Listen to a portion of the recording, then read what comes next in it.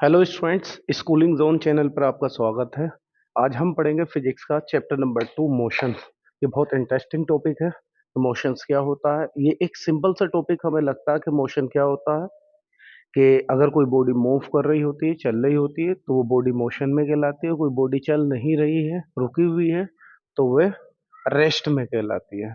लेकिन इसको अगर आप डीपली पढ़ोगे तो ये बहुत ज़्यादा क्रिटिकल टॉपिक है, बहुत इजी टॉपिक नहीं है। बहुत सारी चीज़ें ऐसी हैं जो हमें रेस्ट में फील होती हैं लेकिन वो मोशन में होती हैं, और मोशन में फील होती हैं तो रेस्ट में होती है। एक्चुअल में मोशन या रेस्ट जो होता है वो रेस्पेक्टिव होता है। रेस्पेक्टिव मतलब किसके रेस्पेक्ट में है। कोई एक ही बॉडी मोशन में भी हो सकती है, रेस्ट में भी हो सकती है। मान लीजिए कि एक बॉडी है।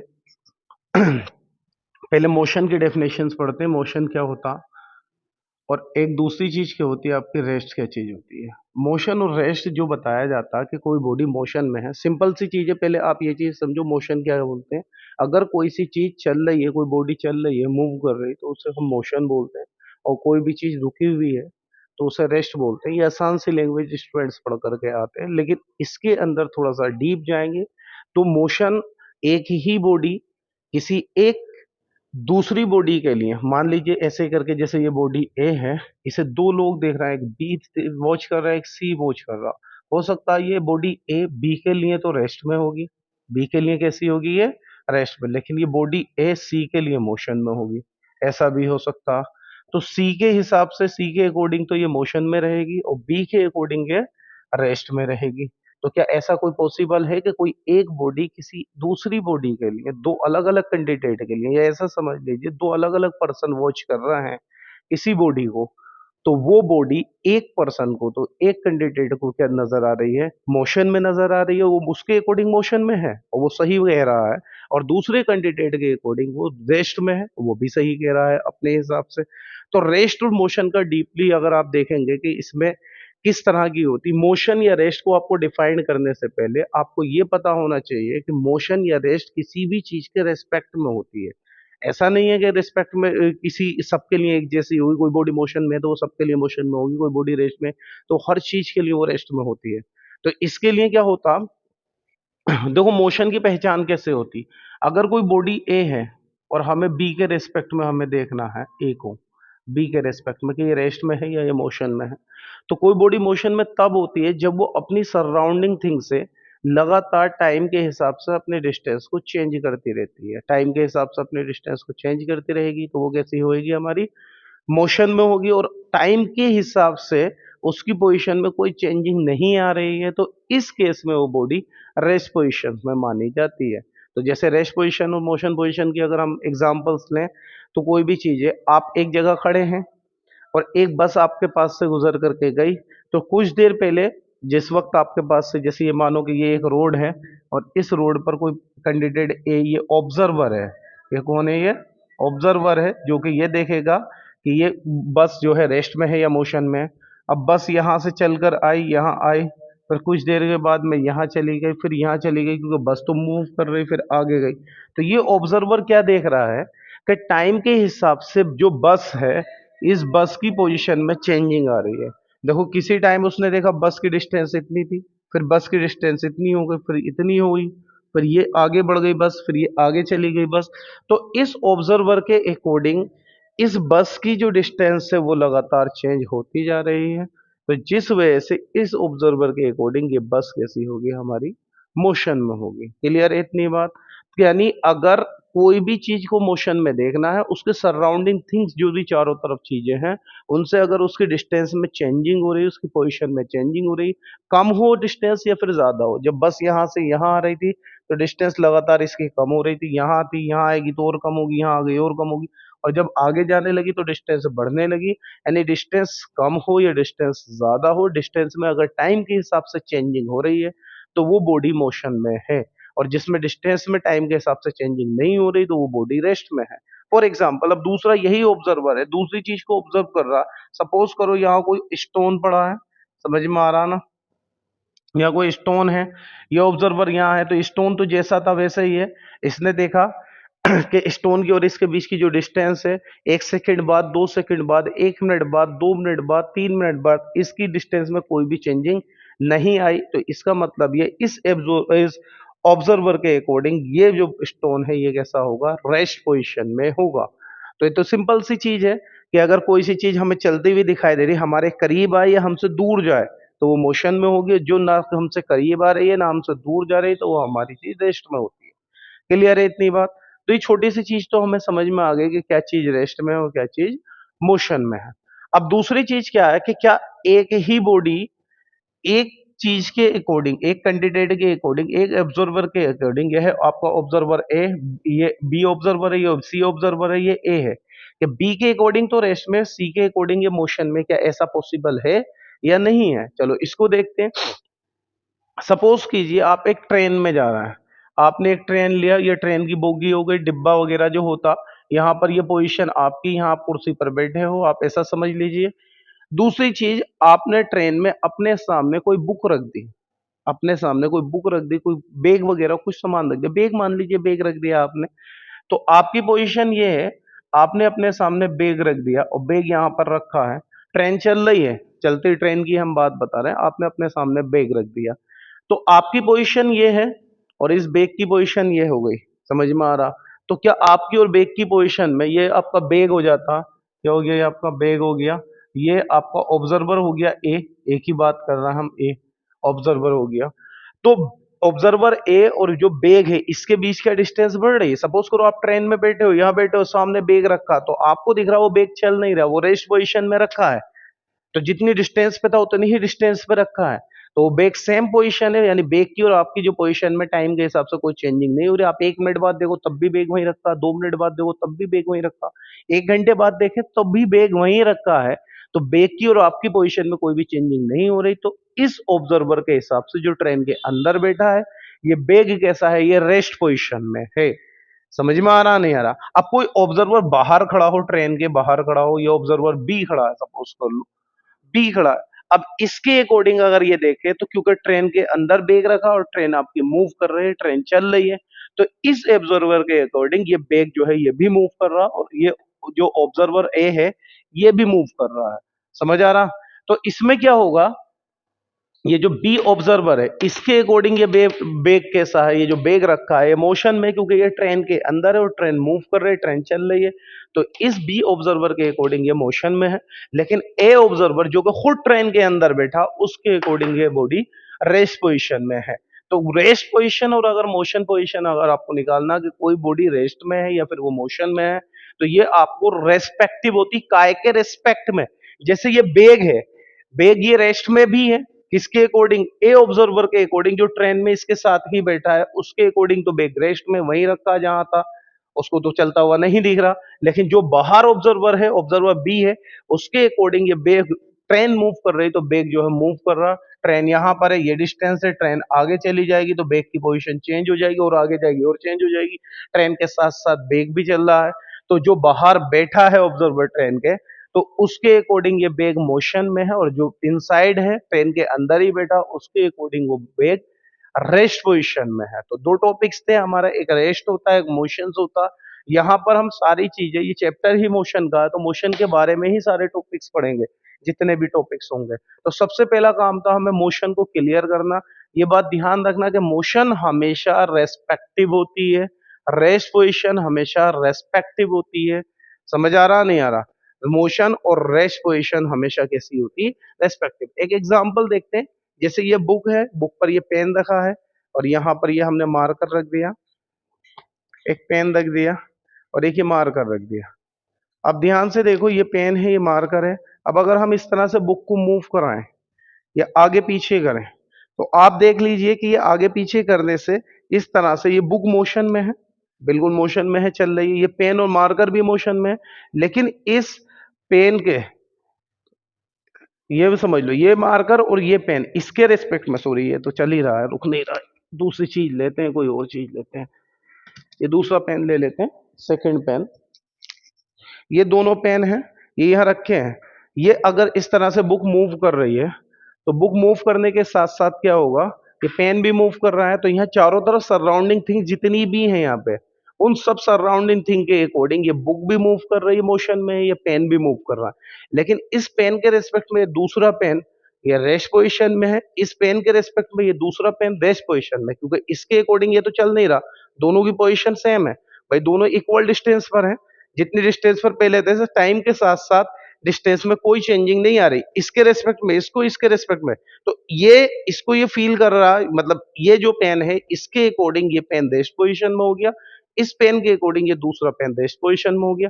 लेकिन ये बुक मूव करने की वजह से जो चारों तरफ की सराउंडिंग थिंग्स है, उन सराउंडिंग थिंग्स के अकॉर्डिंग ये बुक भी मूव कर रही थी, ये दोनों पेन भी मूव कर रहे थे। तो ये डिपेंड करता है कि किस कंडीशंस में बातचीत चल रही है।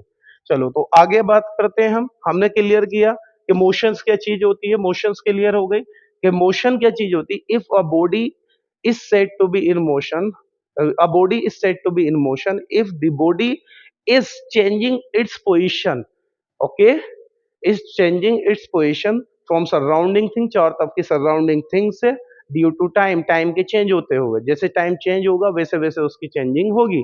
और अगर कोई बॉडी सराउंडिंग थिंग से टाइम के रेस्पेक्ट में अपनी पोजीशन को चेंज नहीं कर रही है तो वो बॉडी रेस्ट पोजीशन में कहलाएगी। चलिए इसके बाद आता हमारा रेस्ट पोजीशन हो गया, मोशन हो गया। अब हमने पढ़ा था पिछले चैप्टर में पढ़ा था हमने फिजिकल क्वांटिटी के बारे में, तो यहाँ पर एक नई चीज पढ़ेंगे हम, जो फिजिकल क्वांटिटी होती है। अब फिजिकल कौन सी होती है आपको पिछले लेक्चर में बताया था, जिसे पता नहीं है वो पढ़ ले, पीछे वाली वीडियो देख लेना।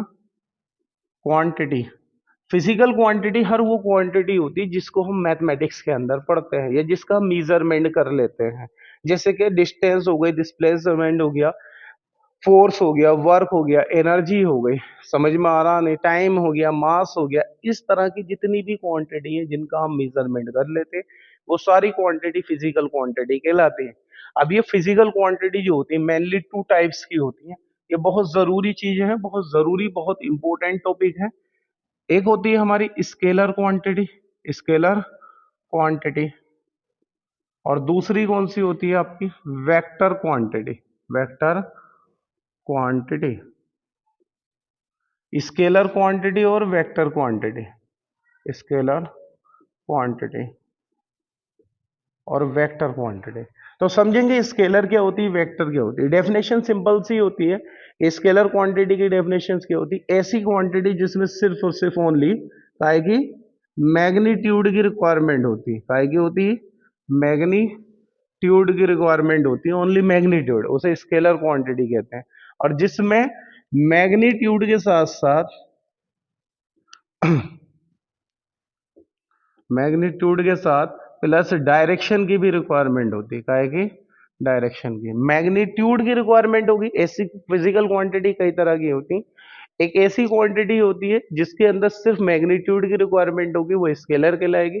और जिसके अंदर मैग्नीट्यूड प्लस डायरेक्शन दो चीजों की रिक्वायरमेंट होगी तो वो वेक्टर क्वांटिटी कहलाएगी। अब सवाल आता है आखिर मैग्नीट्यूड क्या चीज होती है। बहुत सारे स्टूडेंट्स को यही नहीं पता कि मैग्नीट्यूड क्या होती, तो हम पहचान कैसे करेंगे किस फिजिकल क्वांटिटी में मैग्नीट्यूड की रिक्वायरमेंट है, किसमें डायरेक्शंस भी चाहिए। तो पहले हम पढ़ते हैं आखिर मैग्नीट्यूड क्या चीज होती है। तो मैग्नीट्यूड का मतलब क्या होता है, ध्यान से देखें। देखो कोई भी चीज नापने के लिए एक हमें न्यूमेरिकल वैल्यू चाहिए होती, क्या चाहिए होती, न्यूमेरिकल वैल्यू। और यही न्यूमेरिकल वैल्यू को हम क्या बोलते हैं, मैग्नीट्यूड कहते हैं। जैसे मान लीजिए आपका वजन कितना है, कोई बोलता है मेरा वेट 60 kg, 55 kg, 80 kg है। तो आपने बोला कि 55 kg है वेट, या 60 kg है वेट, या 45 kg है वेट, समझ में आ रहा। तो ये जो केजी वेट नाप रहे थे तो इसके अंदर एक न्यूमेरिकल वैल्यू आई थी 55, 60, 45। तो ये जो न्यूमेरिकल वैल्यू होती इसी को हम मैग्नीट्यूड कहते हैं। कोई भी चीज अगर आप नापोगे तो उसके अंदर न्यूमेरिकल वैल्यू जरूर आएगी। और न्यूमेरिकल वैल्यू मतलब मैग्नीट्यूड स्केलर में भी होता है, मैग्नीट्यूड वेक्टर में भी होता है। सारी जितनी भी फिजिकल क्वांटिटी, हर फिजिकल क्वांटिटी के अंदर मैग्नीट्यूड जरूर मिलेगा। और जितनी भी फिजिकल क्वांटिटी होंगी मैग्नीट्यूड होगा। जिसमें खाली सिर्फ और सिर्फ मैग्नीट्यूड होता है उसे स्केलर बोलते हैं। जिसमें मैग्नीट्यूड प्लस डायरेक्शन होती है उसे क्या बोलते हैं हम, वेक्टर बोलते हैं। तो ये तो वेट में देख लिया आपने। आपको यहाँ कितना टाइम हो गया, टाइम जैसे होता कि आपको कोई किसी भी चीज को, इस वीडियो को देखते हुए 5 मिनट्स हो गए, 10 मिनट्स हो गए, समझ में आ रहा नहीं आ रहा, 15 मिनट्स हो गए, तो ये वाली चीज में तो टाइम अगर आप नापते हो या दिन में नाप लो टाइम, 15 दिन हो गए, 10 दिन हो गए, 20 दिन हो गए, तो 15, 10, ये 5 जो आए, ये 10 जो आए, जो 15 आए, ये जो न्यूमेरिकल वैल्यू आई, इसी न्यूमेरिकल वैल्यू को हम मैग्नीट्यूड कहते हैं। तो हर एक चीज के अंदर न्यूमेरिकल, जैसे आप बाइक चला रहे हैं, बाइक की स्पीड कितनी भाई, 60 किलोमीटर पर आवर से, 70 किलोमीटर पर आवर से, 80 किलोमीटर पर आवर से, 40 किलोमीटर पर आवर से। तो ये 60, 80, 40 जो था, ये जो न्यूमेरिकल वैल्यू थी, इस न्यूमेरिकल वैल्यू को ही मैग्नीट्यूड कहा जाता। तो ऐसी कोई चीज नहीं है जहां न्यूमेरिकल वैल्यू नहीं आती हो।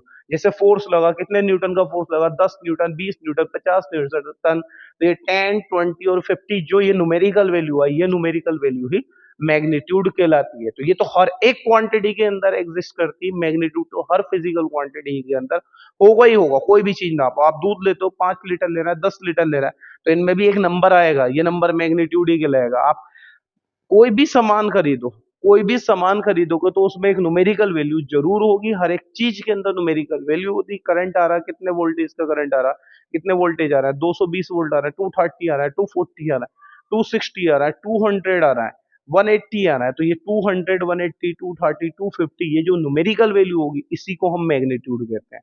तो आई थिंक मैग्नीट्यूड को आप समझ चुके होंगे कि मैग्नीट्यूड क्या होता। मैग्नीट्यूड के साथ साथ अब दूसरी चीज होती है, एक होती है डायरेक्शन। क्या होता, डायरेक्शन। तो डायरेक्शन की जरूरत सब फिजिकल क्वांटिटी में नहीं होती, कुछ में होती, कुछ में नहीं होती। अब जिसमें डायरेक्शन की नीड होगी, वो फिजिकल क्वांटिटी कैसी होंगी, मतलब मैग्नीट्यूड तो सब में ही होगा। जिसमें खाली मैग्नीट्यूड है उसे स्केलर बोलेंगे, जिसमें मैग्नीट्यूड प्लस डायरेक्शन दोनों चीजें होंगी, वो फिजिकल क्वांटिटी कैसी कहलाएंगी, वेक्टर क्वांटिटीज कहलाती हैं। चलो तो देखते हैं डायरेक्शन की जरूरत क्या होती, कहाँ नहीं होती है। जैसे आपसे बोला जाए 5 मीटर चलो, आपको 5 मीटर वॉक करके आना, तो आप 5 मीटर डिस्टेंस चल कर गए। तो डिस्टेंस कितनी चली आपने, 5 मीटर। तो 5 मीटर आपने डिस्टेंस चेयर करी। तो डिस्टेंस एक ऐसी चीज होती है, आप लेफ्ट चलें, राइट चलें, सर्क्यूलर चलें, जिगजैग पैटर्न में चलें, चाहे आप लेफ्ट की तरफ जाएं 5 मीटर, चाहे आप राइट की तरफ जाएं 5 मीटर, चाहे आप सर्क्यूलर चलें 5 मीटर, चाहे आप जिगजैग पैटर्न में चलें 5 मीटर, डिस्टेंस 5 मीटर 5 मीटर ही रहेगी। मतलब डायरेक्शन चेंज करने से डिस्टेंस का कोई भी फर्क नहीं पड़ता। अभी डिस्टेंस के बारे में पढ़ेंगे हम, डिस्टेंस टॉपिक आएगा, इसे भी वेल डिफाइंड करेंगे, अच्छे से पढ़ेंगे, एक एक चीज क्लियर करेंगे डिस्टेंस क्या होती। तो इस पर कोई भी फर्क नहीं पड़ता। डिस्टेंस मतलब डिस्टेंस होता, 5 मीटर्स होता। जैसे आपको 5 मिनट का वेट करना है, तो 5 मिनट, मिनट जो टाइम होता है, टाइम पे भी डिस्टेंस का कोई रोल नहीं है। ऐसा नहीं है कि आप ईस्ट की साइड जाएंगे तो 5 मिनट ज्यादा होंगे, वेस्ट की साइड 5 मिनट थोड़े कम होते हैं, या उधर साइड 5 मिनट ज्यादा लगते हैं, इस साइड 5 मिनट कम लगते हैं। कोई किसी ने पूछा कि भाई मैं आपका 5 मिनट से वेट कर रहा था, भाई किस डायरेक्शन में वेट कर रहे थे, ऐसी वाली चीजें नहीं होती, क्योंकि टाइम जो होता, इसमें भी डायरेक्शन की जरूरत नहीं पड़ती। अब डायरेक्शन की जरूरत कहाँ पड़ती है, ऐसी कौन सी क्वांटिटी, जैसे फोर्स होता, फोर्स में डायरेक्शन की जरूरत पड़ती कि आपको फोर्स लगाना। जैसे मान लो कि एक गेट है, डोर है, गेट है, गेट पर आप फोर्स लगा रहे हो, आप फोर्स बाहर की तरफ लगाएंगे, फोर्स अंदर की तरफ लगाएंगे, आउटसाइड या इनसाइड। तो फोर्स में आउटसाइड इनसाइड आया कि भाई एक तरफ को फोर्स लगाने पर गेट क्लोज्ड हो जाता, दूसरी तरफ को फोर्स लगाने पर गेट ओपन हो जाता। जैसे मान लीजिए कि ये गेट है, ठीक है, ये गेट हो गया। अब जैसे ये गेट है, ये गेट ओपन गेट है, ये ठीक है, तो ये ओपन गेट हो गया। अब अगर आप इस पर फोर्स लगाएंगे, आगे की तरफ फोर्स लगाते हैं, पीछे की तरफ फोर्स लगाते हैं, डिपेंड करता, एक तरफ फोर्स लगाने से ये गेट बंद हो जाएगा, और दूसरी तरफ फोर्स लगाने से ये मानो बाहर को ऐसे करके खींच लें हम इसको, तो इस तरह से फोर्स लगाने से ये और ज्यादा खुल जाएगा। तो फोर्स लगाने के लिए डायरेक्शन की जरूरत होती है, यानी फोर्स में डायरेक्शन की रिक्वायरमेंट होती है कि आपने किस डायरेक्शन में फोर्स को लगाया। तो जिस चीज में डायरेक्शन की जरूरत होगी, वो सारी चीजें क्या होंगी, वेक्टर क्वांटिटीज होंगी। यानी scalar quantity, the physical quantity require only magnitude is called scalar quantity, and the physical quantity required magnitude and direction also, तो इज कॉल्ड वेक्टर क्वांटिटी। तो समझेंगे इसको। अब इसके डेफिनेशंस लिखते हैं, और डेफिनेशन के बाद में कुछ एग्जांपल्स देते हैं। आई थिंक मैग्नीट्यूड आपको समझ में आ गया होगा, स्केलर क्वांटिटी आपको समझ में आ गया होगा। तो यहां लिखेंगे the physical quantities, the physical quantities, okay, requires only magnitude, only magnitude, okay, are called, are called, क्या कहलाती हैं आपकी, स्केलर क्वांटिटीज, स्केलर क्वांटिटीज, और ऐसी फिजिकल क्वांटिटीज जिनमें मैग्नीट्यूड, ओके, और प्लस क्या है, डायरेक्शन है। लिख लेना डेफिनेशन, मैग्नीट्यूड एंड डायरेक्शन। तो इसमें क्या कहलाएंगी, ये वेक्टर क्वांटिटी। अब एग्जांपल क्या है, जैसे स्केलर क्वांटिटी के एग्जांपल क्या है, जैसे मास है, वजन है।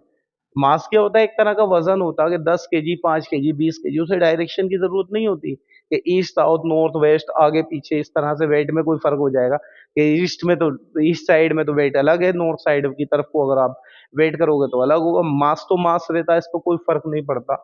इसके बाद आता आपका जैसे टाइम आता, और बहुत सारे एग्जाम्पल है। डिस्टेंस होता, ये भी स्केलर होता है। स्पीड होता, ये भी स्केलर होता। इसके बाद में आगे क्या आएगा, टेम्परेचर होता, ये भी स्केलर होता है, टेम्परेचर जो होता। इसके अलावा वर्क होता है, ये स्केलर होता, समझ में आ रहा। एनर्जी होता, ये भी स्केलर होता। तो ये सारी फिजिकल क्वांटिटीज कैसी होंगी, डेंसिटी होता, डेंस डेंसिटी, डेंसिटी, ईटीसी, काफी सारे हैं ऐसे तो लिखने को स्केलर क्वांटिटीज। अब बात करें हम वेक्टर क्वांटिटीज कैसी होती। तो वेक्टर क्वांटिटीज के अगर आप एग्जांपल्स लेओगे तो सबसे पहले एक चीज आती है, डिस्प्लेसमेंट आता। क्या था, डिस्प्लेसमेंट। तो डिस्प्लेसमेंट क्या चीज होती, एक तरह से डिस्टेंस और डिस्प्लेसमेंट सिमिलर क्वांटिटीज होती। इसमें भी डिफरेंस हम पढ़ेंगे इस टॉपिक के बाद में, यही टॉपिक आने वाला कि इन दोनों में क्या डिफरेंस होता और आखिर वो वेक्टर क्यों होती, ये स्केलर क्यों होती। एक्चुअल में होती तो दोनों डिस्टेंस ही, डिस्टेंस तो डिस्टेंस होती है, डिस्प्लेसमेंट भी एक तरह की डिस्टेंस ही होती, शॉर्टर डिस्टेंस होती। तो लेकिन वो वेक्टर होती है, उनमें डायरेक्शन की नीड होती है, इस वजह से वो वेक्टर होती है। डिस्टेंस में डायरेक्शन की नीड नहीं होती है। इसी तरह से आता है वेलोसिटी। अब वेलोसिटी क्या होता, देखो स्पीड और वेलोसिटी दोनों सिमिलर क्वांटिटीज होती, इनके बारे में भी अभी डिफरेंस पढ़ेंगे, स्पीड के और वेलोसिटी के बारे में। लेकिन स्पीड स्केलर होगी और वेलोसिटी कैसी होती है हमारी, वेक्टर्स होती वेलोसिटी। इसके बाद में वेलोसिटी के बाद में क्या आ जाएगा हमारा, मोमेंटम होता, मोमेंटम होता, फोर्स होगा, तो फोर्स भी यहाँ होगा, मोमेंट ऑफ फोर्स या फिर टॉर्क बोल सकते हैं। तो ये भी कैसा होगा, आपका वेक्टर होगा। इसी तरह से ईटीसी लिख देंगे, बहुत सारी वेक्टर क्वांटिटीज होती हैं। तो क्या क्या चीज समझ में आई, ध्यान से देखो। Scalar quantity, the physical quantity required only magnitude, okay, is called scalar quantity, and a physical quantity require magnitude as well as direction also is called vector quantity। ठीक है। और स्केलर के एग्जांपल ये, वेक्टर के example ये। अब बच्चों को कैसे आइडेंटिफाई करेंगे कौन सा स्केलर है कौन सा वेक्टर है, अभी उसके बारे में बताएंगे, थोड़ी थोड़ी पहचान बता देंगे। लगभग 90% फिजिकल क्वांटिटीज को हम देखकर ही मेजर कर सकते हैं कि ये स्केलर है, ये वेक्टर है। एक दो फिजिकल क्वांटिटीज ऐसी होती है जिनको याद रखना होता है, ध्यान रखना होता है कि ये स्केलर की में आती है, ये वेक्टर में आती है। अदरवाइज 90% फिजिकल क्वांटिटीज हम पहचान लेते हैं कि कौन सी स्केलर है और कौन सी वेक्टर है। तो स्केलर वेक्टर हो गई क्वांटिटी। अब स्केलर वेक्टर क्वांटिटीज के बारे में बाद में आता हमारा नया टॉपिक आता। ये टॉपिक है डिस्टेंस एंड डिस्प्लेसमेंट। क्या आएगा ये हमारा, डिस्टेंस, और दूसरा क्या आता, डिस्प्लेसमेंट, डिस्प्लेसमेंट। तो ये दोनों में अभी बताया था आपको कि डिफरेंस पता होना चाहिए। आपका टॉपिक भी है डिस्टेंस और डिस्प्लेसमेंट पे क्वेश्चन बहुत सारे आते हैं, बिल्कुल बढ़िया करके इस चीज को हम क्लियर करेंगे।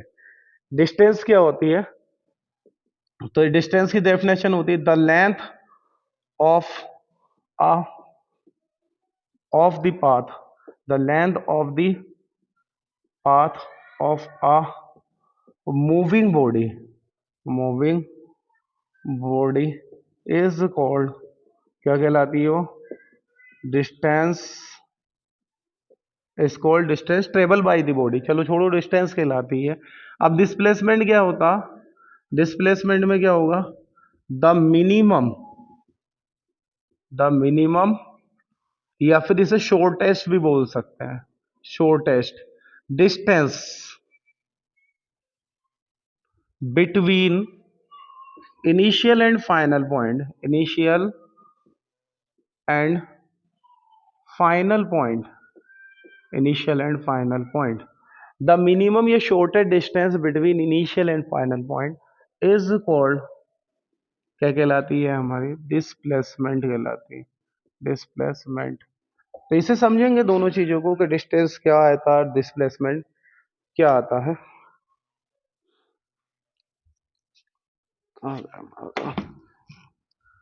तो यहाँ क्या होगा हमारा, थोड़ा तो डिस्टेंस क्या होती है पहले समझो। The length of a path, यानी the length of a path of a moving body is called distance. अगर कोई बॉडी मूव कर रही है, चल रही है, तो उस चलने वाली बॉडी का जो पाथ होगा, रास्ता होगा, जिधर जिधर से होकर वो गुजर के जाएगी, वो सारे पाथ को हम जोड़ देंगे, उसको नाप लेंगे, तो वो डिस्टेंस कहलाएगा। फॉर एग्जाम्पल अगर हम बात करें ऐसे करके, ये ए से बी पर गए हम, कहाँ से गए, ए से बी पर, बिल्कुल सीधे सीधे गए, और ये हम 100 मीटर गए, तो यहाँ पे डिस्टेंस कितनी आएगी बताओ बेटा। इस केस में distance is equal to 100 metre आएगी। कितनी आएगी, 100 मीटर। मानो सी से डी गए, ए से बी गए पहले हम, फिर बी से हम ऐसे करके आएगा, हम सी गए, ये 100 मीटर चले थे हम, ए से बी इस तरह से यहाँ, ये भी 100 मीटर चले थे हम। तो 100 + 100, तो यहाँ पे डिस्टेंस कितनी आ गई, यहाँ पे जो डिस्टेंस आई वो 200 मीटर आ गई। तो यहाँ जो डिस्टेंस आई वो कितनी आई, 200 मीटर। अब आप बोलोगे 200 मीटर कैसे, से 100 ऐसे गए, 100 हम ऐसे गए, तो कितनी डिस्टेंस हो जाती है आपकी, 200 मीटर हो जाती है।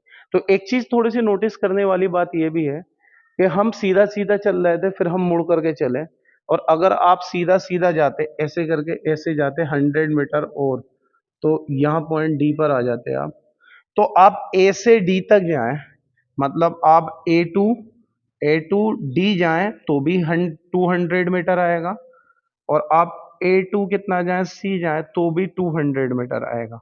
अब समझो पहले चीज, ए से लेकर के आप डी तक जाते हैं, तो 100 + 100 200 होगा, और ए से सी पर जाएंगे तो पहले 100 ऐसे, फिर 100 ऐसे, तो भी 200 होगा। तो यहाँ पर नोटिस करने वाली चीज ये कि हम डायरेक्शन चेंज कर रहे हैं, हम चाहे सीधा जाए, चाहे हम मुड़ के जाए, किधर को भी जाए, डिस्टेंस पे कोई भी फर्क नहीं पड़ा। 200 मीटर अगर आप चले हो तो वो डिस्टेंस 200 मीटर ही रहनी है, लेकिन डिस्प्लेसमेंट पे इफेक्ट पड़ेगा, अभी आएंगे उस टॉपिक पर।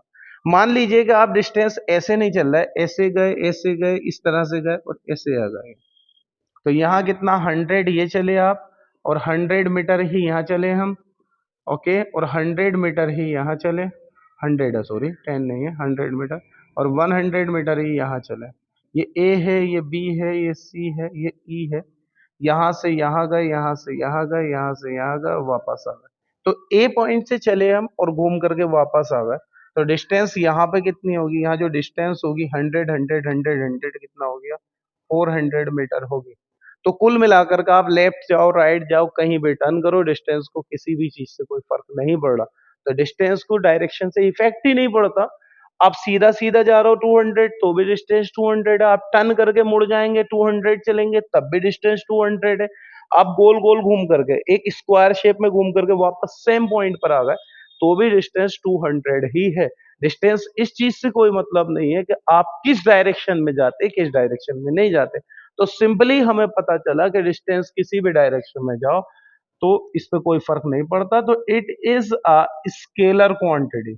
समझ में आया ये स्केलर क्वांटिटी क्या हो, क्यों हो गया, it is a scalar quantity.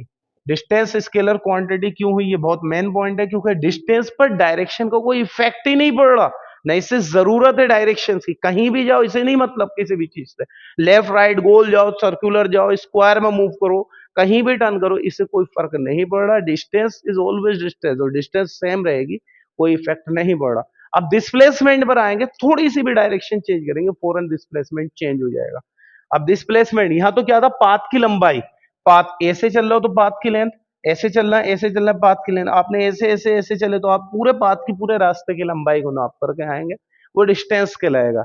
अब डिस्प्लेसमेंट में क्या है, डिस्प्लेसमेंट में पाथ की लंबाई नहीं लेते, ये बोल रहा द मिनिमम या shortest distance between initial and final point, मतलब जहां से आप चलना शुरू किया है वहां से जहां आप पहुंच गए हैं वहां, जहां से स्टार्ट किया उसे इनिशियल पॉइंट बोलते हैं, जहां हम चल करके पहुंच जाते हैं उसे फाइनल पॉइंट बोलते हैं। इन दोनों पॉइंट के बीच की जो डिस्टेंस होगी, शॉर्टेस्ट डिस्टेंस, मिनिमम डिस्टेंस, या एक स्ट्रेट डिस्टेंस कह सकते हैं, उसको क्या बोलेंगे हम, डिस्प्लेसमेंट बोलते हैं। तो ये सारे केसेस यहां भी बनाने, ए से बी वाला, ये वाला, ये वाला, और हर एक केसेस में हमें यहाँ पर डिस्प्लेसमेंट फाइंड आउट करना है। तो देखो देखते हैं, सबसे पहला केसेस है, ये बनाते हैं हम ए से बी, ये ए है, ये बी है, और यहाँ कितना चले हम, 100 मीटर चले, बिल्कुल स्ट्रेट लाइन में चले। अब हमें डिस्टेंस तो 100 मीटर होनी ही होनी, क्यों 100 मीटर चले हैं। डिस्प्लेसमेंट के लिए क्या करना, इनिशियल पॉइंट, द मिनिमम और शॉर्टेस्ट डिस्टेंस, इनिशियल और फाइनल, इनिशियल पॉइंट है ये और फाइनल पॉइंट है ये, इन दोनों के बीच की शॉर्टेस्ट या मिनिमम डिस्टेंस, तो मिनिमम तो यही होगी, क्योंकि अगर आप ऐसे करके गोल गोल करके लेोगे तो बढ़ जाएगी, डिस्टेंस ज्यादा हो जाएगी। आप सोचो कि मैं ए से बी ऐसे वाली डिस्टेंस ले लूं तो ये भी बड़ी हो जाएगी। सबसे शॉर्टेस्ट डिस्टेंस होती है एक सीधी लाइन खींचो तो उससे छोटी कोई डिस्टेंस नहीं होती है, तो ये शॉर्टेस्ट डिस्टेंस यही रही। तो इस केस में क्या आया आपका, डिस्प्लेसमेंट जो हो गया आपका, डिस्प्लेसमेंट कितना है, 100 मीटर ही है। मतलब इस केस में डिस्टेंस भी 100 थी, डिस्प्लेसमेंट भी 100 था। इसका मतलब ये है, अगर आप बिल्कुल सीधे सीधे चलते हो, ना लेफ्ट में टर्न करो ना राइट में टर्न करो, तो डिस्टेंस और डिस्प्लेसमेंट दोनों सेम रहते हैं, जितनी डिस्टेंस उतना ही डिस्प्लेसमेंट। अब ये वाला केस बनाते हैं, सेकंड वाला। तो यहाँ पॉइंट ए है, पॉइंट ए से हम बी पर पहुंचे और बी से हम यहाँ पर, डी है ये पॉइंट, और ये पॉइंट क्या हो गया आपका सी। ये 100 मीटर है और यहाँ भी कितना 100 मीटर है और यहाँ भी कितना हो गया 100 मीटर है। चलो तो देखते हैं हम, अब ए टू डी देखें, काय में देखें, ए टू डी में, तो ए से डी में, तो जब आप ए से चले डी पर पहुंचे तो शॉर्टर डिस्टेंस ये सीधी सीधी वाली रहेगी, ये कितनी हो जाएगी 200 मीटर, कितनी हो गई 200, क्योंकि अगर आप बिल्कुल सीधा सीधा चल रहा हो तो डिस्टेंस डिस्प्लेसमेंट दोनों चीजें सेम होती हैं। और डिस्टेंस डिस्प्लेसमेंट में फर्क कब आता, फर्क जब आता जब आपको क्या हो, ए टू डी में जैसे हमने निकाला, ए टू डी में कितना था 200 मीटर था, 100 ये और 100 ये। लेकिन अगर आप डायरेक्शन चेंज कर देते हैं तो डिस्प्लेसमेंट पे फर्क पड़ता है, डिस्टेंस को कोई फर्क नहीं पड़ रहा था।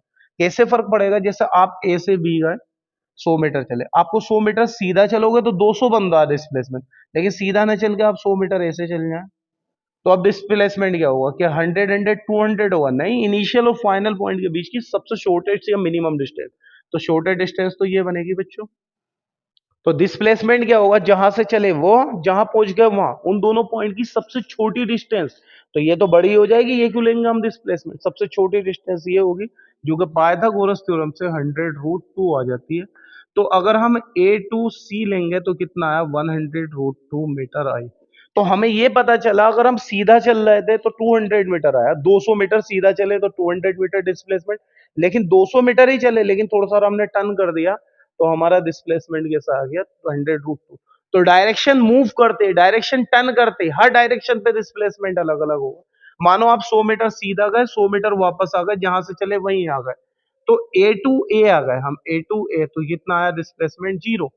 तो ध्यान से देखो, 100 मीटर आगे गए हम, बी पे पहुंचे, फिर हमारा वापस आ गए 100 मीटर हम पीछे आ गए ए पर, तो डिस्प्लेसमेंट कितना हुआ, कहां से शुरू किया ए से, अब कहां पर है हम ए पर ही, तो दोनों पॉइंट के बीच की डिस्टेंस कितनी हो गई 0, तो डिस्प्लेसमेंट 0। लेकिन अगर इस केस में हम ए टू ए लें, हम ए टू ए लें, तो जैसे हम ए से बी पर गए फिर वापस बी से ए पे आएंगे और डिस्टेंस जो होगी वो कितनी होगी, डिस्टेंस वही रहेगी, डिस्टेंस कितनी होती 200 मीटर, डिस्टेंस कितनी होगी 200, क्योंकि 100 जाने में 100 आने में, लेकिन डिस्प्लेसमेंट कहां से गए कहां से नहीं गए उससे मतलब नहीं है। डिस्प्लेसमेंट को मतलब है आप किस पॉइंट से चले कहां पॉइंट पर पहुंच गए, उन दोनों के बीच की मिनिमम डिस्टेंस को हम क्या बोलते हैं, डिस्प्लेसमेंट बोलते हैं। तो आप सीधा गए वापस आ गए, तो हम 200 मीटर चले हर केस में, देखो ए से बी गए बी से डी गए, 200 चले तो बिल्कुल सीधा चले तो डिस्प्लेसमेंट 200 मीटर आया, ए से बी गए बी से सी गए, चले अब भी 200 ही मीटर थे, लेकिन इस बार डिस्प्लेसमेंट 10√2 आया। 100 मीटर आगे चले फॉरवर्ड, 100 मीटर रिटर्न वापस आ गए, चले अभी भी 200 ही मीटर है, लेकिन इस बार डिस्प्लेसमेंट हमारा 0 आया। तो इससे क्या पता चल रहा, जैसे जैसे हम डायरेक्शन को चेंज करते हैं वैसे वैसे डिस्प्लेसमेंट कैसा होता है, चेंज होता।